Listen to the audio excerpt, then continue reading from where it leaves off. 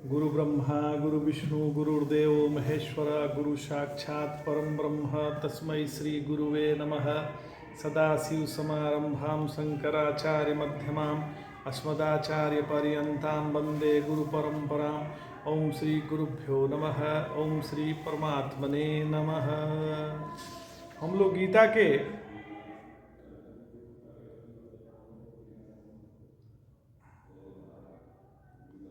द्वितीय अध्याय का स्वाध्याय कर रहे हैं।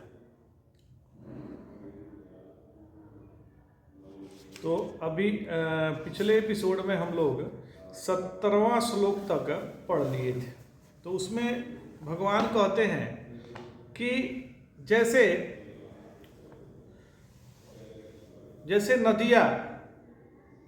नदियाँ जब समुद्र में पहुंचती है तो अपना अस्तित्व खो देती है। नदियाँ जैसे ही समुद्र में जाती है अपना अस्तित्व जो है उनका नहीं रहता है, वहाँ से समुद्र ही समुद्र हो जाता है। नदियाँ तो कई आती है। वैसे ही ये परमात्मा है। परमात्मा में यह नाम रूप ऐसा कुछ नहीं है।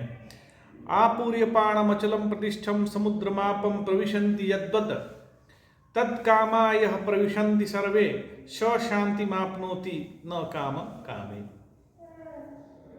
तो जो नदियों के निरंतर प्रवाह के चारों ओर से भरे जाने पर भी अपने पूर्व मर्यादा को न छोड़ने वाले समुद्र। नदियाँ जब समुद्र में गिरती है तो क्या समुद्र बढ़ता है? नहीं, तो पूर्व प्रवाह में ही रहता है। जैसा है वैसा ही है। गंगा है, सिंधु है, सरिता, अनेक सरिताओं का जल उसमें प्रविष्ट, पर उसमें कोई फर्क नहीं पड़ता। वो अखंडाकार जो वृत्ति है वैसे ही रहती है। तो वैसे ही सभी प्रकार के भोग पदार्थों से आपूर्यपाण होने पर भी अपनी अखंडाकार वृत्त रूपा प्रतिष्ठा को न छोड़ने वाला जिस मुनि में अनेक प्रकार के भोग पदार्थ प्रविष्ट होते हैं वही केवल शांति को, मोक्ष को प्राप्त होता है। वो भोजन करता हुआ भी भोजन नहीं करता है, वो कर्म करता हुआ भी कर्म नहीं करता है, वो चलता हुआ भी नहीं चलता है। वो सदैव उसकी वृत्ति जो है ब्रह्माकार वृत्ति में ही रहती है।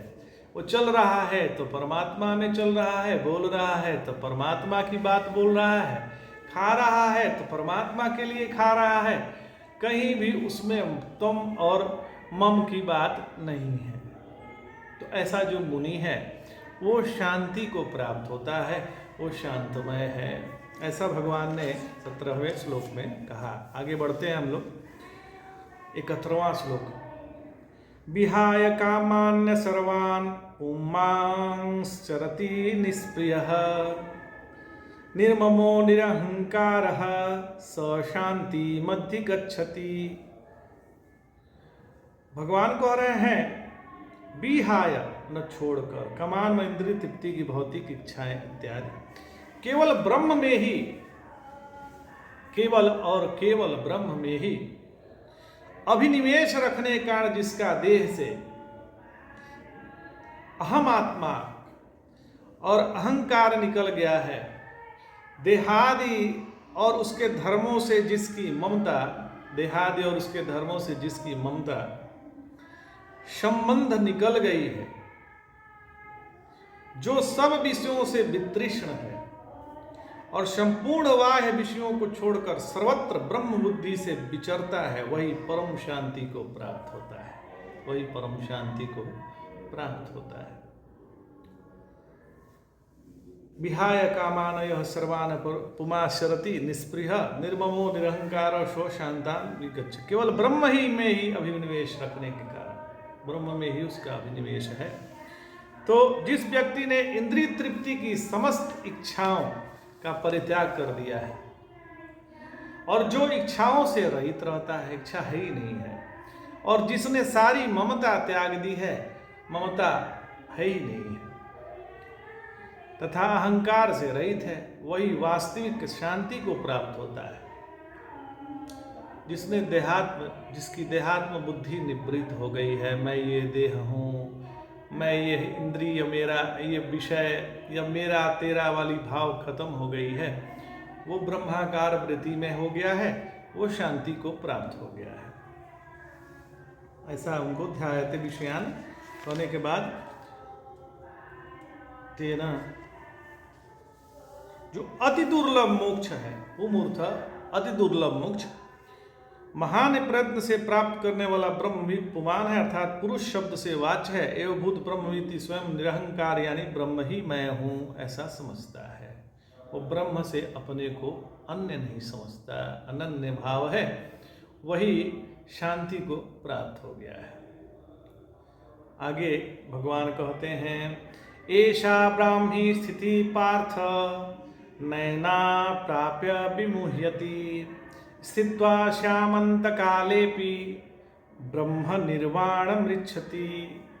यह आध्यात्मिक तथा ईश्वरीय जीवन का पथ है। मतलब हे मोक्ष चाहने वाले हे अर्जुन। अर्जुन कौन है?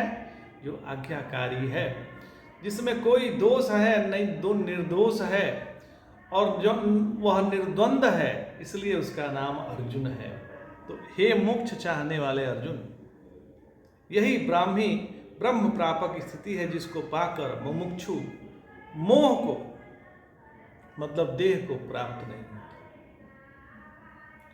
अधिक क्या कहें, अंत समय में क्षण भर भी इस अवस्था में रहकर पुरुष जो है मुक्ति को प्राप्त कर लेता है, क्षण भर में मुक्ति को प्राप्त कर लेता है, ऐसा भगवान कह रहे हैं। तो मुमुक्षु यति, जो मुमुक्षु यति है, उसका श्रवणजन्य जो ज्ञान है, जो ज्ञान श्रवण किया है, मुमुक्षु जो ज्ञान को श्रवण किया है और प्रपंच की वासनाओं से, जो प्रपंच की वासना है, काम है, क्रोध है, लोभ है, मोह है आदि से, और अहम मम आदि अभिमान विशेष से प्रतिबद्ध होकर, उससे हटकर, उससे अपने को अलग कर लिया। फिर क्या किया, विदेह मुक्ति के लिए पर्याप्त नहीं होता, ऐसा निश्चय करके परम कृपालु भगवान समाधि में अचल बुद्धि से ब्रह्मनिष्ठा का प्रस्ताव करके निरंतर ब्रह्मनिष्ठा से सब कामनाओं को त्याग करने वाले, शरीर यात्रा में जो ब्रह्म रूप से ब्रह्म में स्थित हो और अहम मम आदि बंधन से मुक्त हुए विद्वान को ही विदेह मुक्ति होती है, ऐसा भगवान प्रतिपादन अपने श्लोकों द्वारा व्यक्त्वास्मा कालेपि ब्रह्म निर्वाण मृच्छति। ऐसा ही विद्वान ब्रह्म को, मुक्ति को प्राप्त कर लेता है।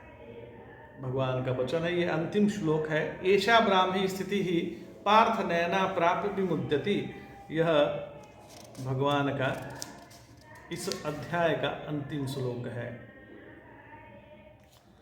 तो इसी में आगे आता है कि भगवान अपने स्वरूप को प्रकाशित करके जो मुमुक्षु को संसार रूप मृत्यु से बचाता है, वह पह यानी परमात्मा कहलाता है। उसी को जो चाहता है वह पार्थ कहलाता है। इसलिए हे पार्थ, देखिए कितना बढ़िया बात है। पार्थ कौन है? तो स्वस्वरूपम प्रकाश्य स मुक्षम सम्मार मृत्यो पतिति पह परमात्मा तमेवात्यर्थे वाचिति पार्थ स्तस्य संबुद्धि। हे पार्थ मुमुक्षो त्वमिदं मयोच्यमानं शृणु श्रुत्वा कुरु। ब्राह्मी ब्रह्म पाप निवृत्त कारणत्वाद ब्राह्मी ब्रह्म पापी का स्थित निष्ठा। ये मतलब शंकर नंदी दीपिका का ये है, शंकरा नंदी दीपिका का उन्होंने जो टीका लिखा है उस पर, भगवद गीता पे। तो इनका अर्थ करते हुए भोले बाबा बोलते हैं कि अपने स्वरूप को प्रकाशित करके जो मुमुक्षु को संसार रूप से बचाता है, वह पह यानी परमात्मा कहलाता है। और उसी को जो चाहता है, परमात्मा को जो चाहता है, वो पार्थ कहलाता है। पार्थ कौन है? जो परमात्मा को, पह माने परमात्मा को चाहने वाले को पार्थ बोलते हैं। और हे पार्थ उसका संबोधन है। परमात्मा क्या बोला है? हे पार्थ माने हे मुमुक्षु। पार्थ से मतलब है मुमुक्षु। तो कौन हो गया पार्थ? पहले तो परमात्मा कौन है? जो अपने स्वरूप को प्रकाशित करके, स्वयं के स्वरूप को प्रकाशित करके, जो मुमुक्षु को संसार रूप मृत्यु से बचाता है। नारायण जो स्वयं को प्रकाशित करके, स्वयं को प्रकाशित करके, जो मुमुक्षु को, जो ब्रह्म को जानना चाहता है, जिज्ञासु है, उस मुमुक्षु को इस संसार रूपी मृत्यु से बचाता है, वह परमात्मा है, उसको परमात्मा कहते हैं। और पार्थ कौन है? जो परमात्मा को चाहता है, वो पार्थ है। तो परमात्मा कौन है? जो मुमुक्षु को संसार रूपी मृत्यु से बचाता है, वो परमात्मा है।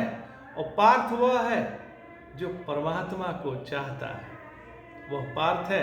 इसलिए हे पार्थ बार बार भगवान संबोधन कर रहे हैं। तो हे मुमुक्षु पार्थ, तुम मेरे इस कथन को सुनो, यानी सुनकर आचरण में लाओ। ब्रह्म प्राप्ति की नियत कारण होने से ब्रह्म को प्राप्त करने वाली ब्राह्मी स्थिति का, निष्ठा का मुमुक्षुओं के लिए मैंने प्रतिपादन किया है। हे पार्थ, मैंने प्रतिपादन किया है। विदेह कैवल्य कहने वाला, चाहने वाला ब्रह्मविद मुमुक्षु इस प्रस्तुत ब्रह्मनिष्ठा को प्राप्त करके, इसका अनुष्ठान करके मोहित नहीं होता, यानी विमोह के योग्य नहीं होता। सब प्राणियों को मैं ऐसा विशिष्ट मोह जिसमें है वह विमोह है, यानी देह उनको प्राप्त नहीं होता। तो ऐसे